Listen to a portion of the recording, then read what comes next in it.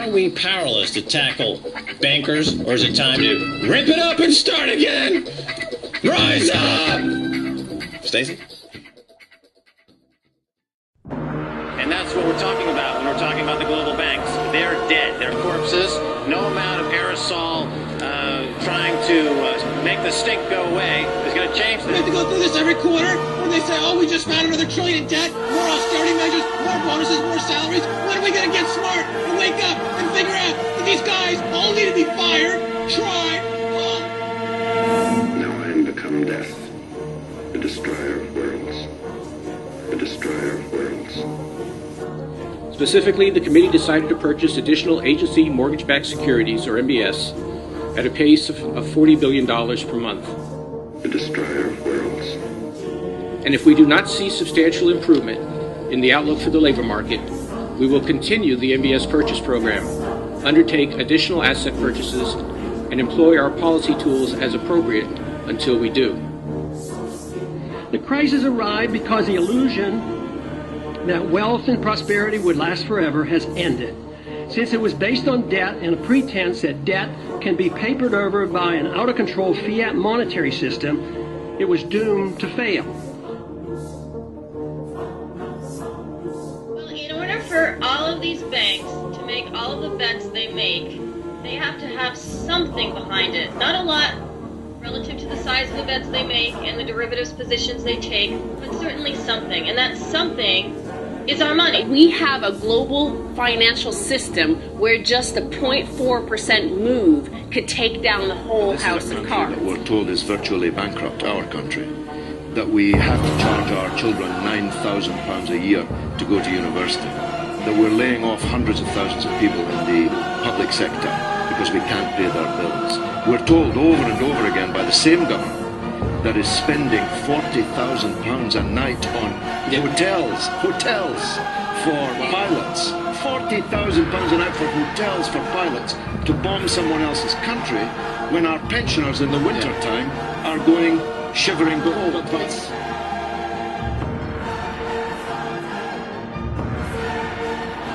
To financial institutions in Europe and other countries. Which ones? I don't know. $500 billion and you don't know who got the money? The loans go to the central banks, and they then put them out to their institutions to try to bring down short-term interest rates and dollar market. This is no dream. This is really happening.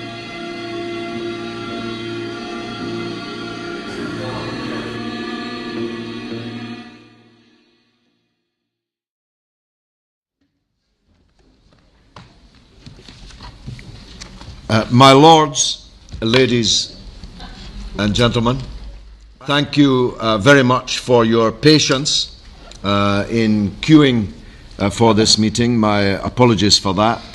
The House authorities are evidently anxious about the number of people who've turned up tonight.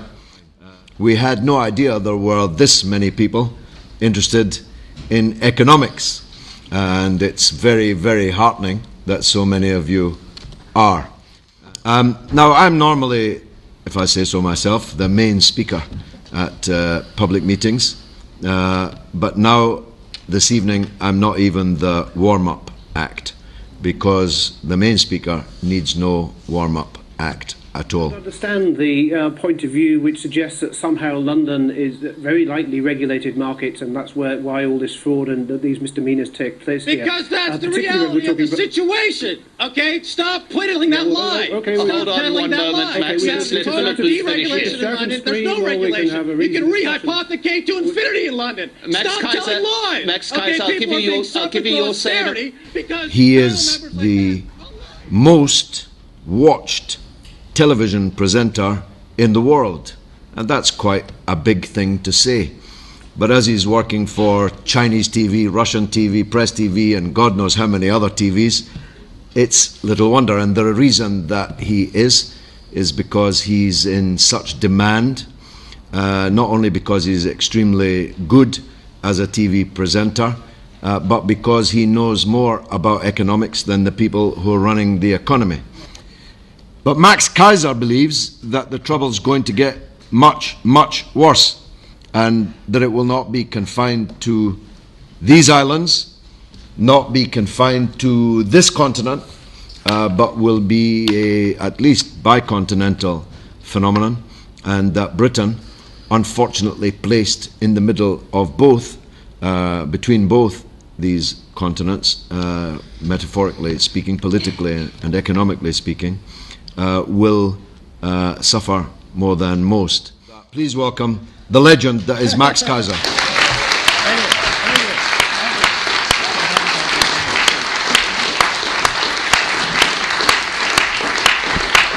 Thank you so much for coming out. How's the sound? Pretty good? You can hear in the back? Yeah. All right, great. Well, it's great to be in this particular venue. I must admit, when I walked in, I couldn't help but think of that movie V for Vendetta. In case you missed it, it's quite an exhilarating film that stars Parliament in a most spectacular way toward the finish of that film. Of course, when I was coming up the staircase to come into the room, I heard a couple of comments. Of course, the same comment. I heard it 2, 3 times. Where's Stacy? Stacy is there. Over there she is. Yeah, okay.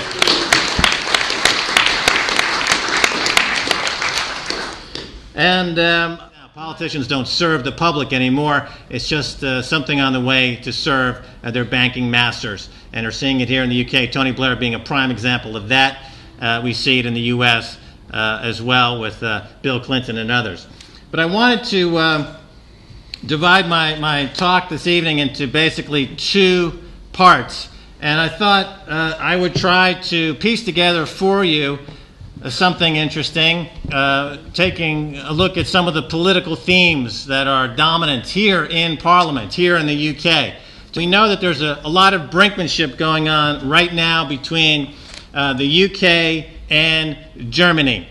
So we have Cameron is trying to work out a deal on the EU, and he's getting some pushback from Germany.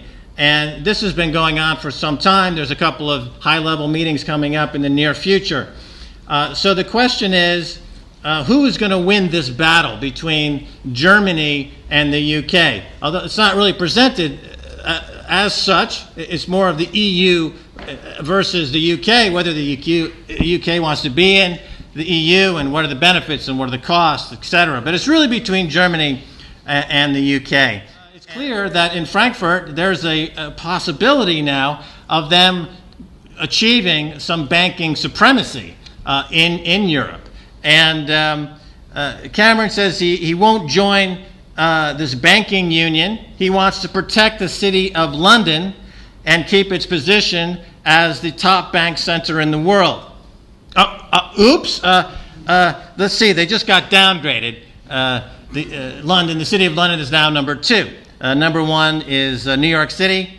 Hong Kong is hot on their heels, and I think Frankfurt, of course, wants a big piece of that business.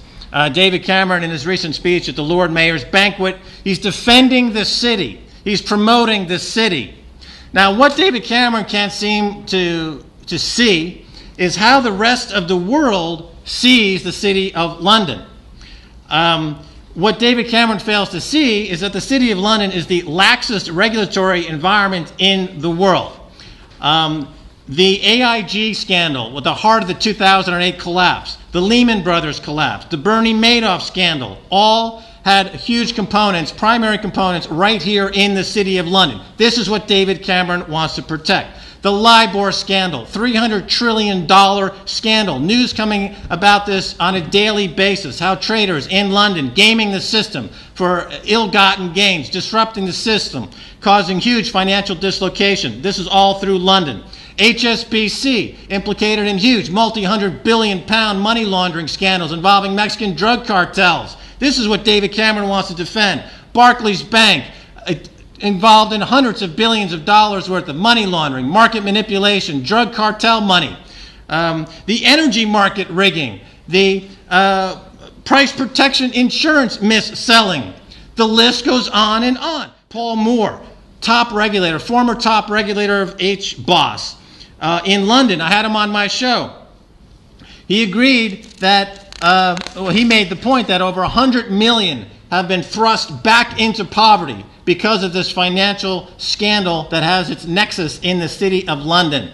And we decided, and Paul agreed, this is nothing less than a financial holocaust. Millions are dying. Millions are set to die. People are committing suicide.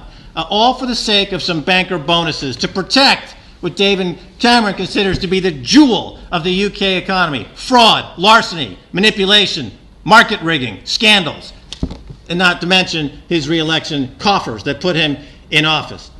This goes all the way up to the Bank of England, caught in the LIBOR rigging scandal, is now caught in a collusion with the Treasury in trying to hide a $48 billion black hole of debt that's part of a $37 billion stolen from Osborne, from pensioners and insurers, as part of this coupon stealing, a smash and grab that you've been reading about, where Osborne just stole $37 billion from Treasury, claiming, oh, it's nothing. It's just an accounting error. It's just an accounting gimmick. We're going to use that to pay for what we wanted to pay for. Even though that money is due eventually, it's not unlike any other type of market manipulation where cash is taken in the present and the liabilities are left for a future day. And who pays for the liabilities in the future day?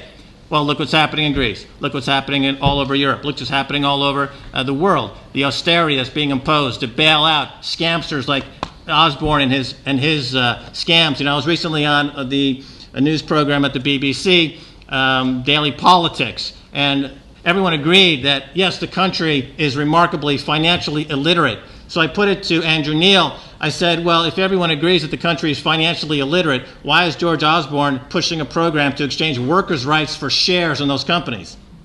Isn't that exploitive? You just said the country doesn't know anything about stocks and shares, economics and finance. So you're going to have them give up their rights as workers in exchange for something that you admittedly say they have no knowledge about whatsoever?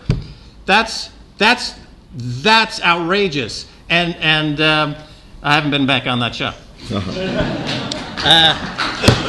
Now getting back to Germany and this fight that's going on between Germany and Britain, because of course one is they're vying for domination in the financial sphere, but of course Germany is over in the Eurozone, and the Eurozone has many problems. The peripheral countries are collapsing, as we all are aware of. And there's, of course, a daily strife in terms of whether or not these countries are going to be able to sustain themselves. But then again, the UK is the most indebted of the G20 nations. If you add the public-private debt to the bank debt, the UK has 700% of its GDP in debt. Iceland, before Iceland collapsed, was just under 1,000%. So this country is in remarkably indebted bad shape. The bank stocks, the banking sector is still 500% debt to GDP, on top of the public debt, on top of the private debt. The employment, mostly part-time and temporary. The government comes out and says, well, the employment numbers are not that bad. Well, it's all part-time and temporary employment, people who are underemployed. The employment picture is not healthy at all. And ultimately, as I've expressed many times, this is a battle in this country and other countries between savers versus speculators.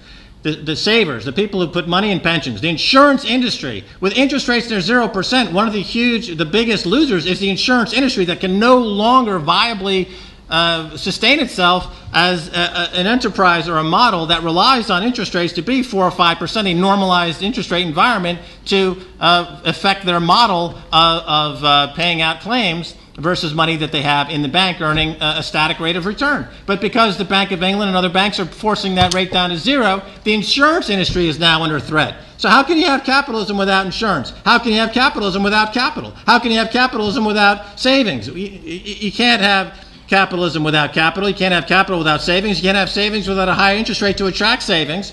So you don't have capitalism here. You don't have capitalism in the United States. You don't have capital in the G20 countries. It's not capitalism. It's a kleptocracy. Not for nothing that people wear those masks around the world, the hero of that film, because people are ready for this global insurrection against banker occupation. And we see it all over the world. But this has many threads to the story, and I want to focus on one that I find particularly interesting, talking about Germany and England. Because we have just heard in the last 2 weeks, a remarkable blockbuster story came out in the news. It did not get a lot of attention, but I think that it deserved. October 22nd was a bombshell of news, and I'm going to get there by taking you through a bit of history. And it all started back in the 1999 to 2002 period. So for market historians out there, does that ring a bell? Okay, Gordon Brown was the chancellor. And we have a period very famous around the world known as Brown's Bottom. Brown's Bottom, 1999 to 2002. Gordon Brown sold 60% of Britain's gold, nearly 400 tons, at a 20-year low price between $256 and $296 an ounce, leaving, that's about a 10 billion pound difference between where the price is now. And he didn't just sell the gold. He panic sold the gold, or to use the parlance of the day, he bottled it.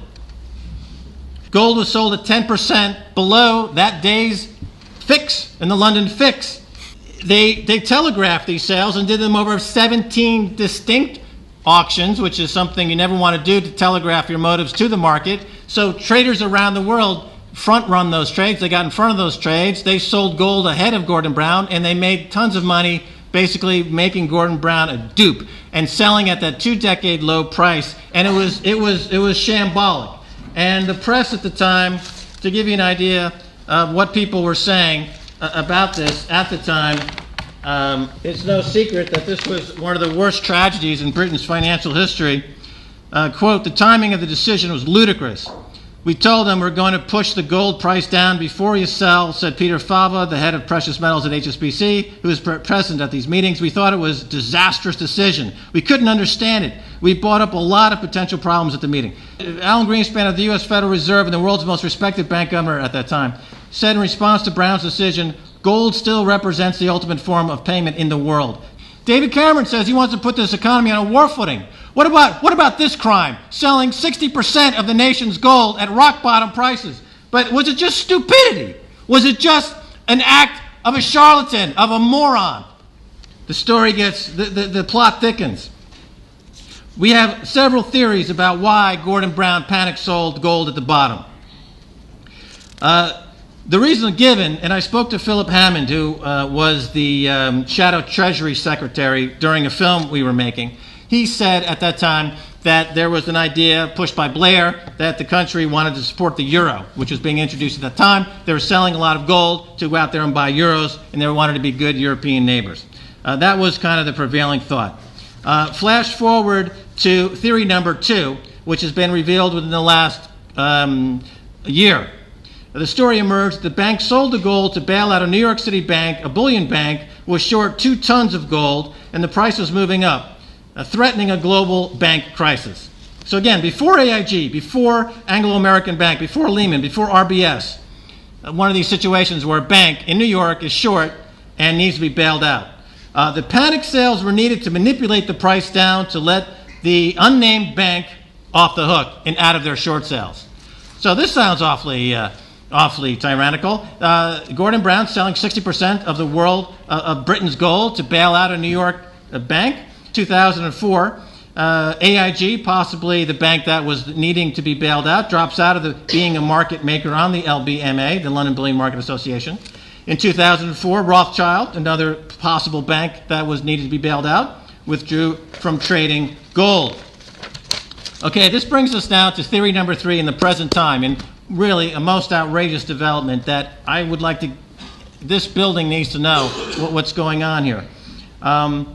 I told you I made that film with Philip Hammond, who was in the film in 2008. It was called Brown's Bottom, and we were talking about Germany and gold and the value of gold. And I'll give you a timeline of what we were doing when we were making that film, Brown's Bottom. It was Thursday, March 13 of 2008, when gold broke above $1,000 an ounce. Friday, March 14th, Bear Stearns collapsed. And by the way, JP Morgan bought them out for $2 a share and inherited a multi-billion ounce silver short naked position, which we can talk about later. Sunday, March 16th, 2008, the Fed in America slashes interest rates by 75 basis points. Okay, that Monday, March 17th, Stacy Herbert and myself, making this film, were at the Bundesbank. We were at the Bundesbank in Berlin, in Frankfurt, thank you. And we were making this film about why gold is important. And in the interview and in the melee, and the Bundesbank was in panic, it let slip from one of their attachés, the public relations person, when I asked, let's see the gold, we were told the gold is not here. We pressed on this point, asking where the gold was. Our film came out a few months later, and this set off a wide curiosity in Germany about their gold and why wasn't it at the Bundesbank. It turns out that 60% of their gold is actually held outside of the country. And the country of Germany was very upset about this, and there's been, for 4 years now, there's been a growing grassroots effort to make some accounting of that gold. This has been growing.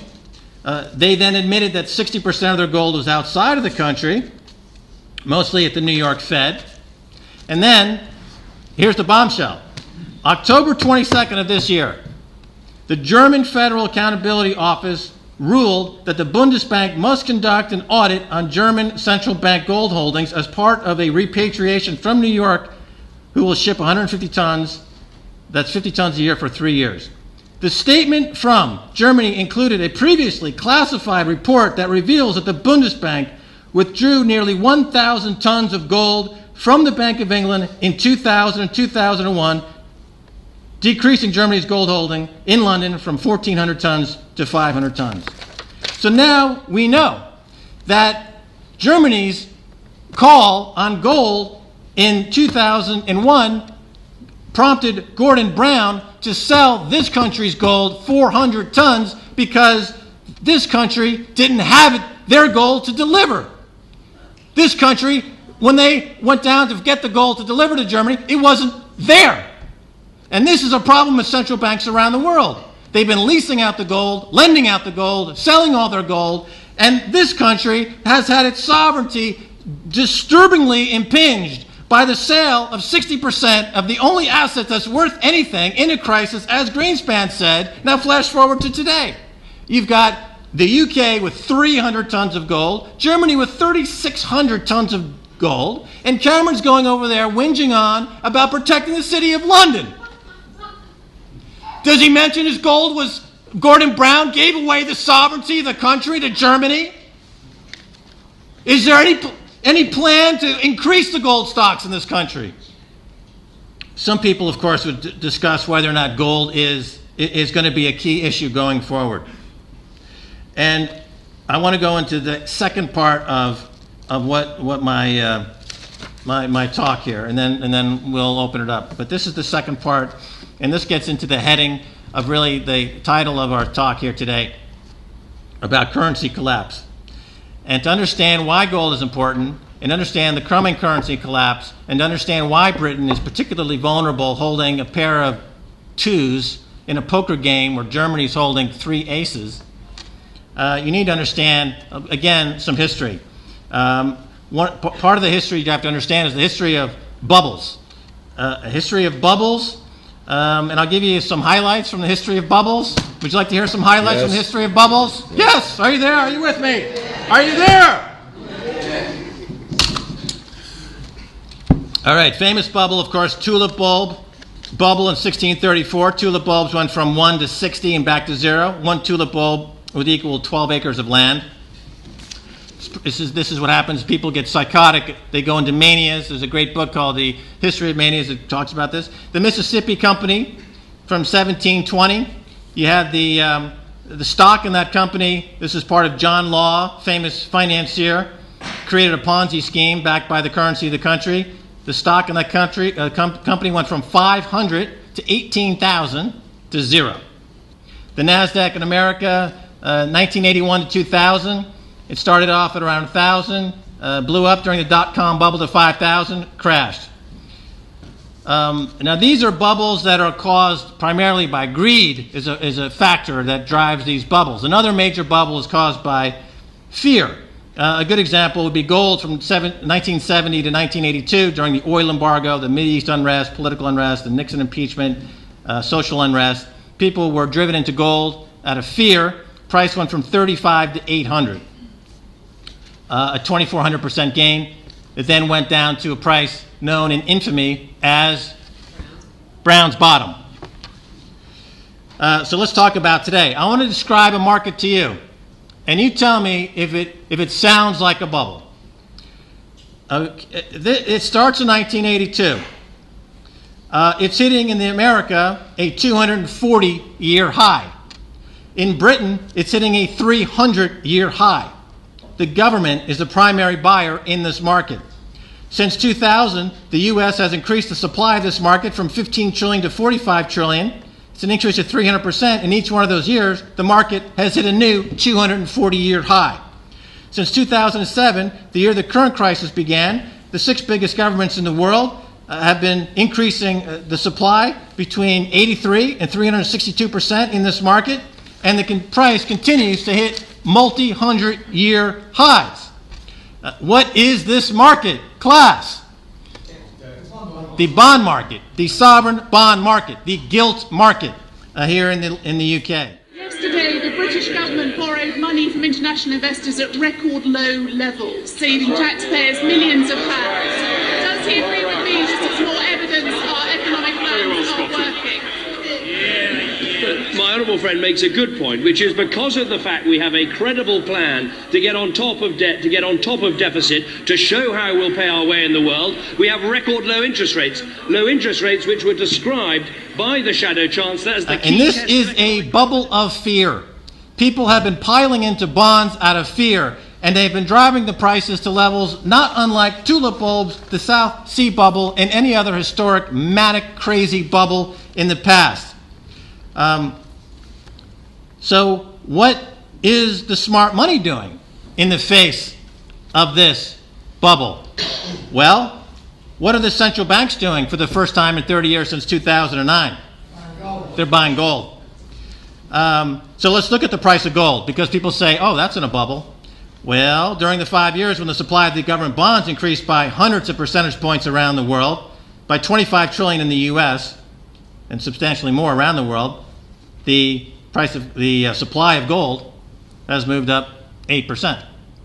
You can print bonds, you can print money, you can't print gold. So far in 2012, the global central banks have bought 273 tons of gold, with that number exceeded to be double by the end of the year. You know, a lot of people say that there's my show. They bring up this phrase propaganda. And I say, yes, there is propaganda. It's max propaganda. These countries are buying gold. Why do you think they're buying gold? There's an axis of max. And these countries are buying gold. Russia increasing their gold every single month. India buying gold. Of course, the UK, no gold. But the biggest player in all this, of course, is China, because they've got $3 trillion in reserves, over $1 trillion in US dollars. In 2003, they had 600 tons of gold. In 2009, they had 1,000 tons of gold. And we know, and I can tell you, that around the world, the Chinese government, through Hong Kong, have been importing hundreds and hundreds of tons of gold. The announcement will come very shortly that China has gone from 1,000 tons of gold to possibly over 3,000 tons of gold, possibly more than Germany, making them the #2 gold reserve in the world. And they're doing this because they know that the debt bubble that has been built around the world for the past 30 years is about to pop, and it's about to pop in epic proportions. They're buying gold because they don't trust each other. You've got all the major currencies engaged in a currency war where they're all trying to devalue their currencies simultaneously. We've had 260 stimulus programs by banks around the world so far in 2012, including QE3 in the U.S. So, I come to my predictions. It's becoming clear that all these governments are in the same boat. They're all printing at the same time. The bonds are at unbelievably high bubble-like levels. and we're going to see a crash in sovereign debt market, and by crash I mean values crashing 75% or more from their current levels. Those who own a portfolio of bonds should be aware that they are tap dancing on the edge of a cliff.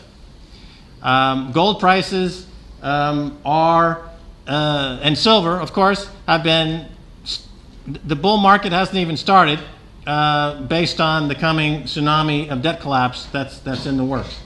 So that is my presentation. The UK is the heart of fraud around the world. If there's nothing to protect here, unless you want to have a complete culture of fraud. And this is, again, why we have relocated our show from Paris to London, because we want a front row seat on the collapse. We want to bring it to you from the trenches, in real time, so we can all, watch this as it unfolds on our show, Keiser Report, because the next 18 months are going to be, in my opinion, a spectacular collapse here and in the world, but particularly here because this country, thanks to Gordon Brown, basically gave away its sovereignty back in the year 1999 to 2002. It's an error that will live forever as the day Britain lost its sovereignty. Thank you.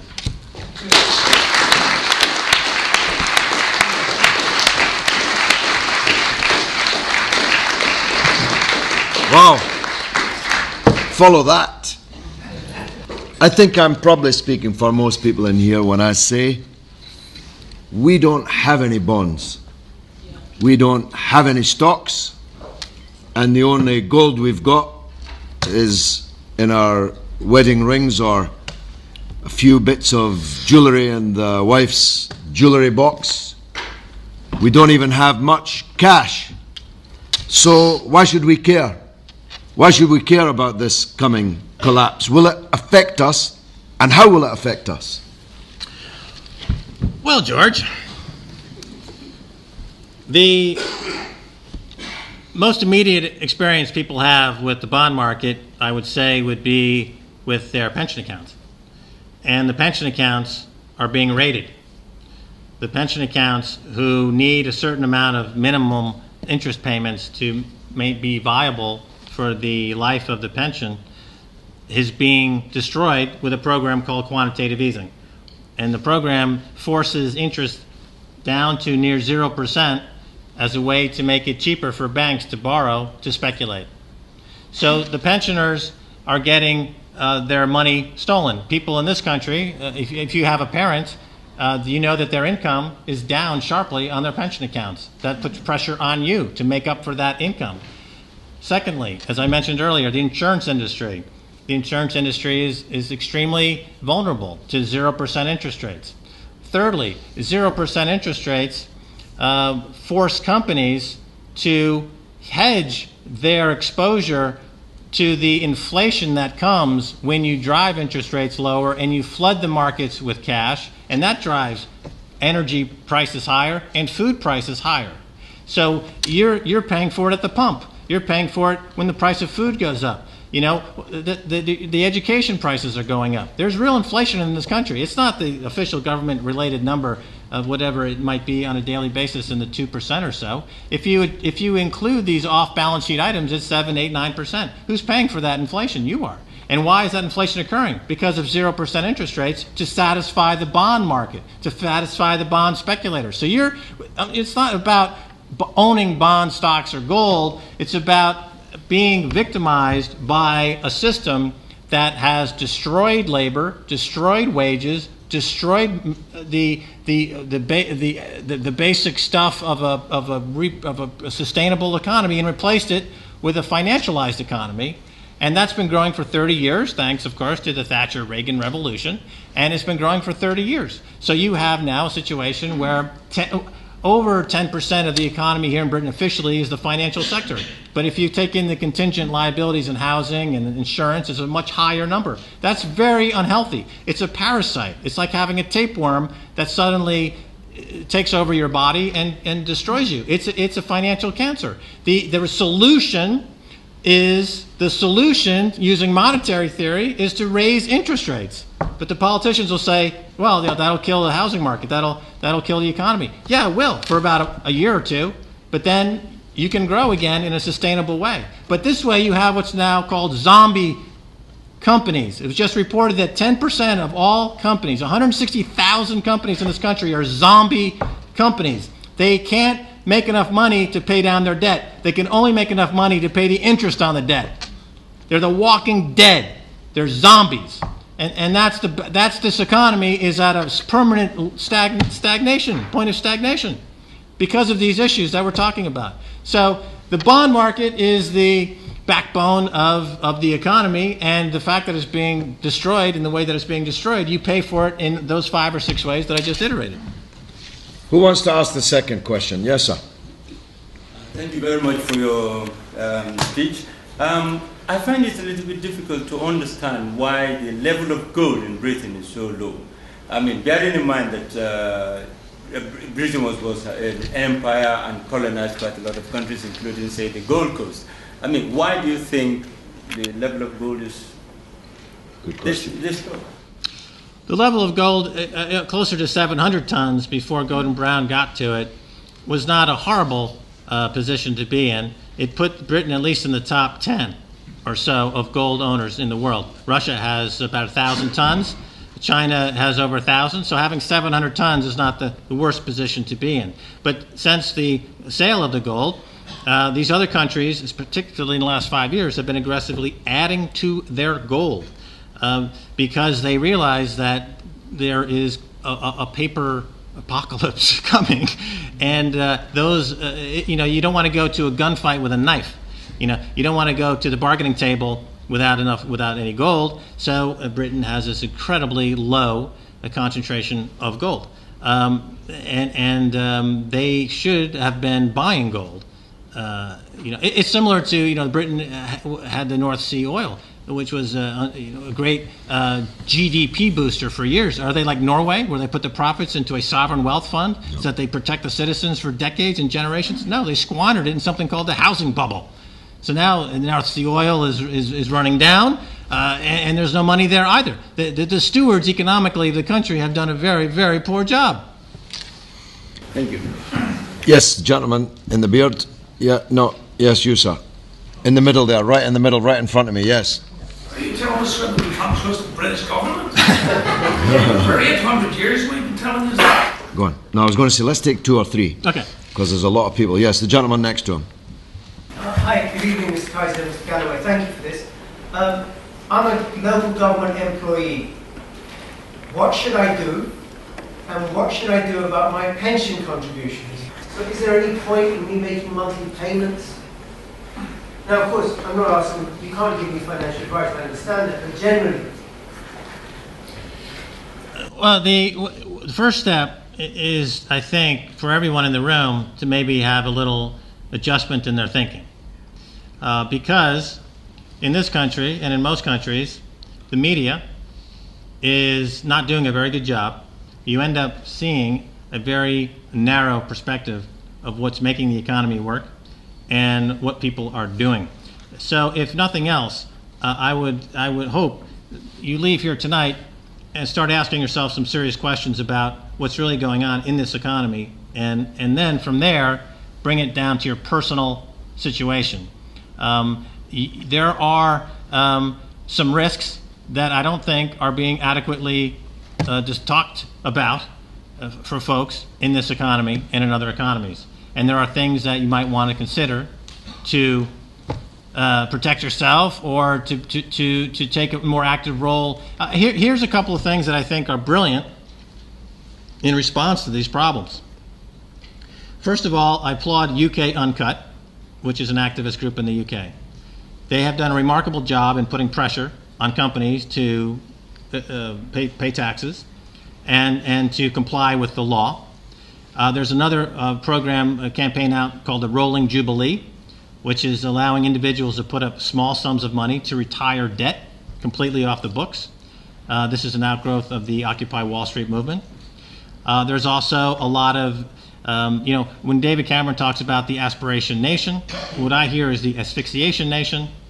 But on the grassroots level, there are some interesting things happening in this economy. One I'm particularly fond of is this whole movement of crowdfunding, which is it's a grassroots type of approach where people are putting up very small amounts of money, £5, £10, and they're financing projects and companies and things going forward completely outside of the government. So getting back to the gentleman's question about, the government is corrupt. Yes, we accept that.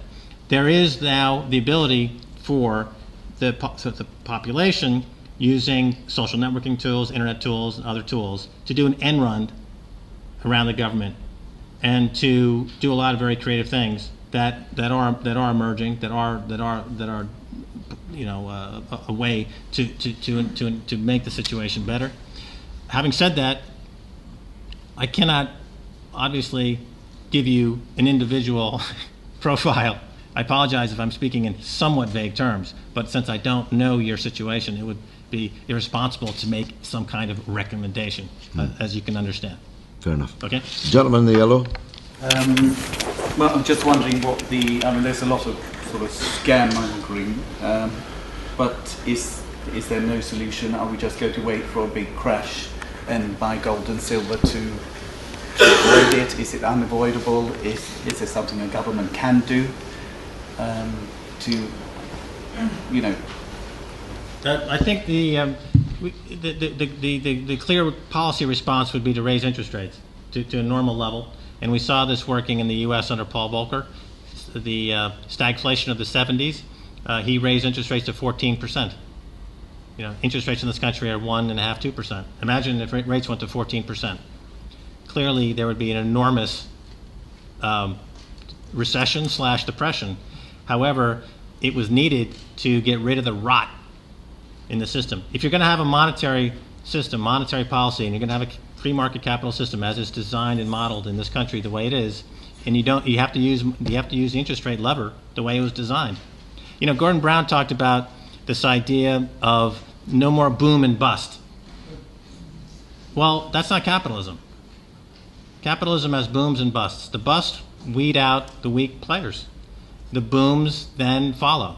That's the way it is in many times in nature. That's the way it is in business. That's the way it is in capitalism. The idea of trying for the government to step in and eliminate the boom and bust cycle is an invitation to arrive where we are today. Okay, raise interest rates. Now they're not going to raise interest rates, and the fact is that the global debt bubble, if you include the derivative market, which is an extension of the debt bubble, is $600 trillion. The total GDP of the world is $55 trillion. So you have 10 times more debt than you have global GDP. So you can't, I hate to put it into crude terms, but you fit 10 pounds of shit into a 1 pound bucket. And that's what these politicians are having us believe. It's not going to happen. Something's got to give, and it's happening now. Wow. This country, I think, is the point I'd like to make, is uniquely vulnerable for the primary reason that it doesn't hold enough gold, and that's going to be a big factor going forward.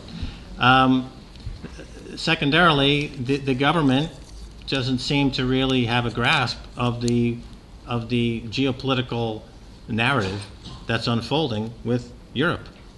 I don't think Germany has any question in their mind that they have a way now to create a fiscal union, to run that. If you're going to create a fiscal union in the Eurozone, that's now $30-40 trillion of new bonds that have to be traded. That's not going to happen in the City of London. They're going to be priced in euros, and it's going to happen in Frankfurt.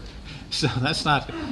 So the UK is giving away. I think the city is corrupt, but it does generate some GDP. But that's not going to be generating any GDP anymore because there's going to be a pariah island off the coast of France, that people used to go to watch the Olympics. But other than that, there's not going to be much going on. Yes, sir, in the green, yeah. Thank you very much. Thanks very much, Matt. So I was having quite a good day. Until about half an hour. What can people do to bring pressure on the government to put this right? Because it's quite alarming what I'm hearing. What can people do about it? Well, just before he answers, there's nearly 100 people in this hall, and there's another 250 turned away. Every member of Parliament was written to 3 times. Twice or 3 times, Rob? Every member of Parliament was written to twice, inviting them to this meeting. Are there any members of Parliament present in the meeting? Declare now or forever hold your peace. That's the level of illiteracy, ignorance, complacency, complicity. Here they had a chance to listen and learn from somebody who knows more than they do about the workings of the economic system they support. Not one of them came. Not one of them came to the meeting. Go ahead.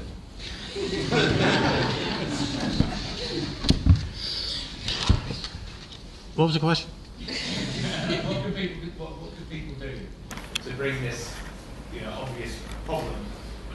Well, I think, yeah, okay. I think that, as I was a moment ago, I think that I really must give kudos to groups like UK Uncut and other groups. I think they're doing a really good job. I think they've got some smart strategies now. The Occupy movement, it lacked focus, and it really had no agenda. It was just a rallying cry. But this idea of the debt jubilee, or strike the debt, then that makes sense. Occupy Wall Street, strike the debt. There's a part of that phrase now that makes sense. So there's going to be a lot more activity there, and eventually, politicians are going to go with the flow. Then one of these politicians is going to figure out that they have a bright future by backing this constituency, and they will rise up the ranks. The political process is what I would have to call a lagging indicator, to put it into economic terms. The politicians are never going to lead on these issues. They will respond. They will react. I lay out my case, and you've heard my case. Is this going to happen as I've described it? It could. But perhaps, I'm not an oracle, even though I had a show called The Oracle on BBC World News. I don't like to talk so much about the bright side of things, because that tends to lull people into complacency. There are some good things, but I'm not going to focus a lot on it, because I don't want you to think that there's a corner's being turned anytime soon on this. This is a dire situation that needs your full attention. Isaac Newton, he was running the economy here in this country. He brought the gold standard. Why? Because it made frickin' sense. Now you have, since for the last 30 years, you have alchemy, turning paper into fake GDP nonsense. And that bubble is popping. And where we're going to go? We're going back to where we've been for the 5,000 years, gold and silver. Wow. Let me look around. Yes, madam. That's right, I don't like the idea of interest rates going up. I find it very scary.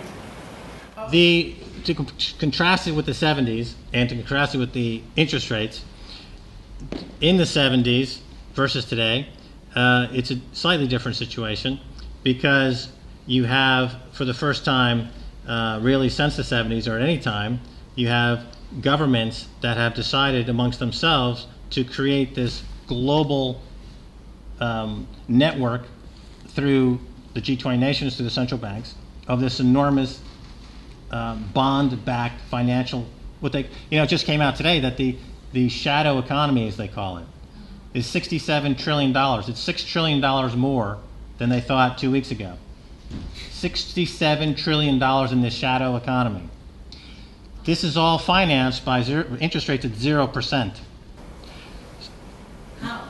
Because the cost of borrowing to go speculate on a bond future is close to nothing, because interest rates are low. And that's what Osborne and Mervyn King, that's their constituency. Those guys they want interest rates at 0 because they want the lowest possible borrowing cost to go speculate. Okay, now when the speculation goes bad, as they did with AIG, or they do with these other banks, then they come to the people and say, you bail us out. Then the government writes them a check for billions of dollars, hundreds of billions of pounds, and then turns around and says, we now have $500 billion liability. We need to impose austerity. So interest rates, yes, when they're high, they have the effect of causing duress, as you described it. However, it also weeds out all the banking speculators who are getting a free ride on this economy. Now, think of it this way. I mean, if you have, certain parasites in your body, et cetera, you may take something that makes you sick, but you're willing to get that sick to get rid of that parasite, because that parasite's got to leave your body. And that's what interest rates can do. It can get rid of the, what I call the financial terrorists. I mean, we can talk about that term. I mean, it's a bit of hyperbole perhaps, but there's an element in this economy, on the City of London and around the world, of bankers. Here, let me give you another example of how this has become an insidious, overwhelmingly destructive force. When the economy of Greece was deteriorating and falling apart, we now know from the records that banks like Citibank were sending emails back and forth to the press to circulate rumors to get the bond market to crash, because they were selling those bonds short. They were making negative bets. So there's a country, an entire country, that's being tossed around in traders in New York and the City of London like a football to make an easy buck. Okay? In LIBOR scandal, multi-trillion-dollar, $100 trillion scandal, is interest rate related. The interest rates, there's a small differential between 2.5%, 2.75%. These banks are buying and selling simultaneously to capture that tiny spread. It doesn't sound like a lot of money, but if you spread it out over $100 trillion, it is a lot of money. And they can do that because their cost of borrowing is near zero. If your cost of borrowing was near zero, and every time you made a mistake, you got bailed out, you could be rich too. You could be, well, not rich, but you could be a big, player in this environment too. My goal is not this rich-poor dichotomy. I'm saying there's huge injustice, and this supposed democracy is hungry for justice. And economically, we have an injustice that expresses itself in this somewhat arcane world of interest rates. But it's no less an injustice than a man wrongly accused on a show trial who ends up going to jail for life for a political purpose. That's an injustice we can recognize. 0% interest rates are an injustice we cannot recognize, but we should recognize for what it is, a gross misjustice perpetrated by the politicians in cahoots with the bankers, in cahoots with the central bankers, in cahoots with the Bank of International Settlements, which is the central banker of central bankers. Yes, higher interest rates will be painful, but we need to take that medicine to get rid of these parasites. But don't you think the bankers would get richer on the higher interest? Of course, you're going to have the market is going. There's always going to be players on the margin, gaming the system, working the markets, making money. That's not actually, parasites in a small quantity are not a bad thing. Your gut is full of parasites right now. If you took them out of your gut, you'd be unhealthy. So having a few banker parasites like an Osborne around, it's not necessarily the worst thing. But you don't want the parasites running the entire show. Yes, there'll be some profiteering on the margins, but the system as a whole has to be preserved. You can make the comparison with the economy with the ecology.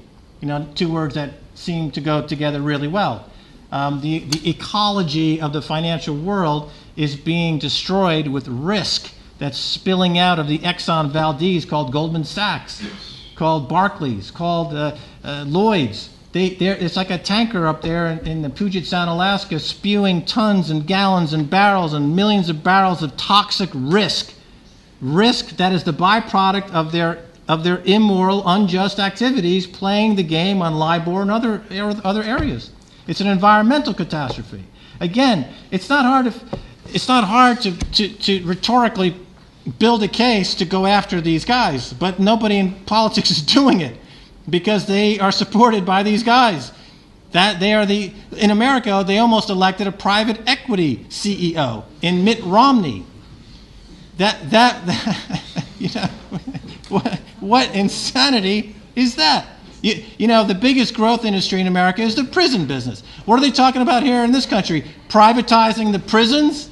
That's the last thing you want. Because in America they privatized the prisons, and they did the Corrections Corps of America. You can look it up. Biggest private prison operator in America. They cut a deal with 48 states. They'll run the prisons if the state guarantees 98% occupancy. Okay? Let's take some more. Let's take some more. Gentlemen. Let me just talk about money being created first. And the common perception is that a bank takes a deposit, let's say $100. They then keep $10 in reserve and they lend out $90. This is the common perception. It's the fractional reserve banking model. This is what people believe is the case. In fact, it's not really the case. The case is that if somebody like Guy Hands, who's a private equity guy, goes to a bank on Wall Street or the City of London, and he needs $1 billion to buy something, the bank loans him $1 billion. It has no collateral value whatsoever. The bank has no reserves against that $1 billion. The bank has no deposits against that $1 billion. They simply make a loan to him of $1 billion. He then buys that company, and then that $1 billion is included in the economy as $1 billion. So it was created by the bank, effectively, out of thin air. Since the deregulation era of the Reagan-Thatcher years, we have this period of what are known as leveraged buyouts, made famous in this country by people like Sir Jimmy Goldsmith and around the world, where they convince bankers to lend them money against assets that they don't own, but they're going to acquire with the money that they borrow. I was working on Wall Street in the 80s during the period of Michael Milken and the rise of Drexel Burnham Lambert and the leveraged buyout, and it created this enormous thing called the stock market bubble, which crashed in 1987, which was the first global shock crash of the modern era, which I was working on Wall Street at the time. I had a front row seat, can tell you all about it. But instead of passing rules and regulations to stop that from happening again, what was done is that they deregulated more so that the banks could take on more debt. The mantra at the time was that it wasn't that the banks were taking irresponsible risk. The mantra at the time was that they didn't have enough quantitative analysis of risk for them to manage the risk. We need better mathematics, better quantitative analysis, so that you can take on more risk and do bigger deals. And that trend's been with us for 30 years. We had the biggest deals in history, getting progressively more each year. In Seoul, and I would posit this, Greece was a leveraged buyout.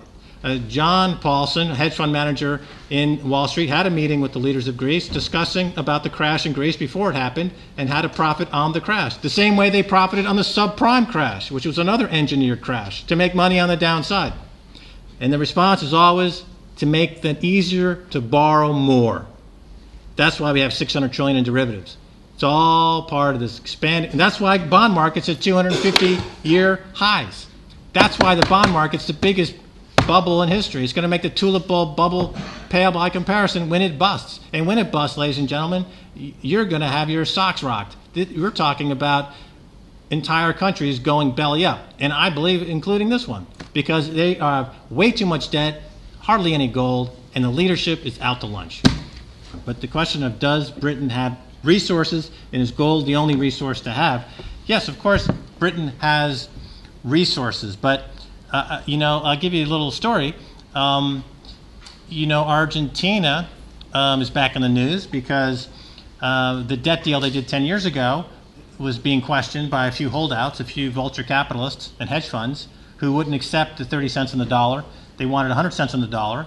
So they put that whole deal back into play. And a hedge fund in New York took it upon themselves to find a naval ship of the Argentinian armed forces that was docked outside of Argentina, and they seized the ship.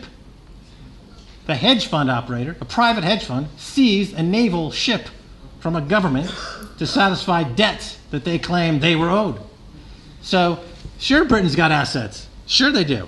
Yeah, but are they going to be able, but this is becoming an interesting conflict. To make the long story short, I don't think the assets are not going to cover the debt. It has assets, but inadequate to cover the debt. So I would pay up the 0.5% on my mortgage to freeze my mortgage rate instead of exposing myself to a 3 to 4% rise suddenly, and then a loss of that house. But isn't that a peculiarly British problem? Our preoccupation with house ownership, as opposed to other countries like France, where the proportion of house ownership is much less, the proportion of rented accommodation much higher. And why should I bought my house for £220,000. It's now worth £1.5 million. Why? Is that a better house? It's exactly the same house. Why should it be worth so many more times? Okay, well, let me jump in here. So, isn't there a concept question here that we need to deal with? Why should wealth be generated merely by sitting in your own house? Second of all, the house price, due to the falling rate environment, as George Galloway just described, the value of your house increases. And a lot of people in this country, they use the increase in that value to extract money. They borrowed against that increased value. So their percentage of the mortgage to the equity in the house always was high because they kept taking money out as the asset prices went up. When there was a housing correction, then you found that suddenly the mortgage was worth more than the equity in the house. You're underwater. That was the housing crisis, you could say, and it's still going on outside everywhere in this country except for London, which has a very unique appeal to wealthy people. So there you see the dynamics of what happens when you have a balance sheet with an asset that's prices being fueled by lower interest rates that you then use as collateral to borrow more money. And there you see that loop. It's what the gentleman in back was describing also. There's a positive feedback loop. Where rising values due to higher prices create rising values. That's a bubble. That's a bubble. That's the tulip bulb bubble. That's the South Sea bubble. That's the Mississippi Company. You're using the asset to fund more leverage, more consumption, until you reach a point where you cannot grow anymore and you have a crash. You saw it in housing. You understand why it happened in housing. Because people took out against their house. I see people are nodding their head. That you understand. What I'm saying today is that the world banking system has done the exact same thing with sovereign bonds. We're in a massive bubble. We're in a dangerously high bubble, in my opinion. And again, I could be wrong, but this is what I see, and it looks bad. And this year, a group here in the UK is doing another silver coin, and they were at the mint here in the UK, but they've had to change mints. They're now using a different mint, so it's taking longer than they thought. The interest is very high. Again, I lend them my image and my name as a way to get silver in people's hands. Now listen, we have to go because the police need to lock up, and it's 2 minutes before 9 o'clock. A lot of TV companies pay Max a lot of money for what he just did for us for free. So the first thing to do is thank Max Keiser.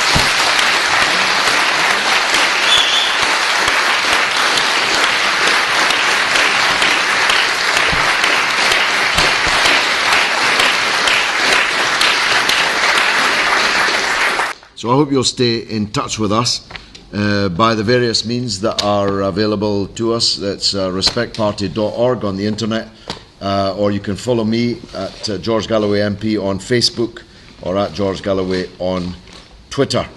Thank you all for coming, and if you see anybody that didn't get in, please personally convey my apologies about that. There aren't many bigger rooms available in Parliament than this that allow filming and photography and the public in. There is in fact one other, but it was already booked by someone else. But definitely if we get a speaker of the eminence of Max Keiser, we'll book the biggest room that we can. May you all go in peace. Thank you very much indeed.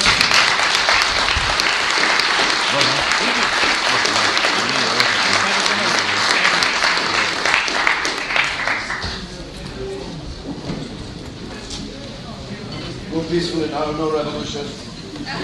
Oh, yeah.